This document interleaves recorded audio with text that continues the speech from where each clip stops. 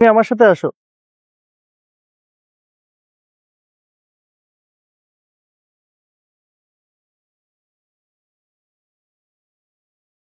তুমি ভয় কেন পাচ্ছ? বিসমিল্লাহির রহমানির রহিম। আসসালামু আলাইকুম।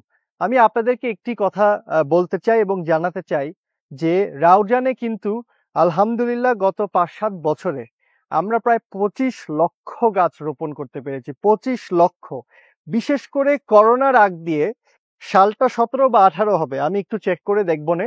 তবে সেই সময় আমরা ১ ঘন্টায় ৪,৮৭,০০০ গাছ রোপণ করেছিলাম আলহামদুলিল্লাহ। এবং গত বছর জুলাইতে কিন্তু আমরা ৫ লক্ষ গাছ রোপণ করেছি। আপনারা জেনে খুশি হবেন যে এই উপজেলা কিন্তু পরপর ৩ বার জাতীয় পুরস্কার প্রাপ্ত। ২ বার বন বিভাগ থেকে পুরস্কার পেয়েছে এবং ১ বার কৃষি বিভাগ থেকে পুরস্কার পেয়েছে, জাতীয় পুরস্কার এই গাছগুলো রোপণ করার জন্য।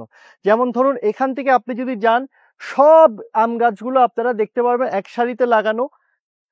আমি এখানে পুরোটা আপনাদেরকে দেখাতে পারবো কিনা আমি চেষ্টা করব পুরোটা যাতে কোনোভাবে আপনাদেরকে দেখাতে। এবং আলহামদুলিল্লাহ এখানে কিন্তু গাছগুলো ধরেছে এবং আমগুলো ধরছে। এবং দেখেন এখানে ছোট ছোট শিশুরা, ওরা কিন্তু এটা সুফল পায়। ওই যে ওর হাতে আমের প্যাকেট আছে, ও খুশি মনে এখন বাসায় যে আমগুলো খাবে। ওকে আমি জিজ্ঞেস করছি যে ওর এখানে কি আম আছে, ও একটু ভয় পেয়ে গেছে। এটা ভয়ের কিছু না, দেখানোর জন্য যে তোমরা এখানে এসে এসে আম নিচ্ছ। তো এখানে কিন্তু মানুষও এটার একটা উপকার পাচ্ছে আলহামদুলিল্লাহ। তারপর পশু পাখি তো এগুলা এইসব গাছে আসে। জায়গাটার পরিবেশটাও খুব সুন্দর হয়ে গিয়েছে। এটা দেখানোর কারণ হচ্ছে অনেক জায়গায় কিন্তু আমাদের গাছ কাটা পড়ে, এটা কিন্তু কেউ অস্বীকার করতে পারবে না।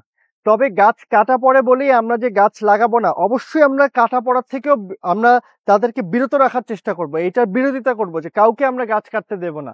তবে আমাদেরকে কিন্তু গাছ লাগানোর প্রক্রিয়াটা সবসময় চলমান রাখতে হবে।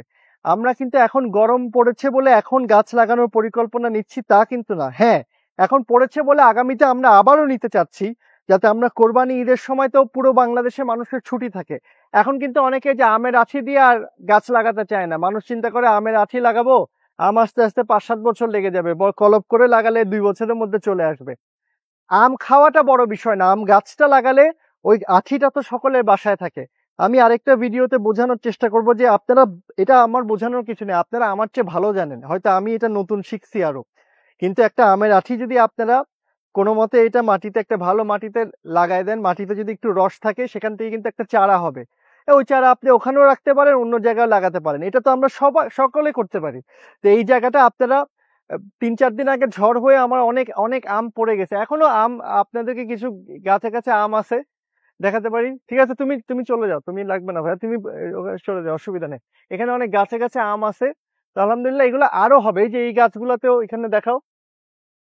তো এরকম আমরা চেষ্টা করব। আচ্ছা, পরে পুরোটা আমরা ইনশাআল্লাহ পরে পুরোটা দেখাবো। এখন হচ্ছে এতটুকু দেখানোই মোট কথা যে আমরা গাছ লাগাচ্ছি এবং আমরা আগামী দিনেও আরো গাছ লাগাবো। কিন্তু আমরা এককভাবে, একটা জিনিস চিন্তা করেন, আমরা যদি ২৫ লক্ষ এককভাবে করে থাকি, আপনারা যদি আমাদের সাথে আসেন, আমরা ২৫ লক্ষ থেকে ৪ গুণ কোটি গাছ কি লাগাতে পারবো না? এভাবে আমরা এই দেশের জন্য কাজ করার সব সময় চেষ্টা করব। বিশেষ করে তরুণরা যারা, ভবিষ্যৎটা তো আমাদেরকেই গোছাতে হবে।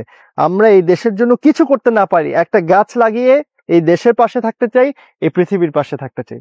সকলেই ভালো থাকবেন। আসসালামু আলাইকুম।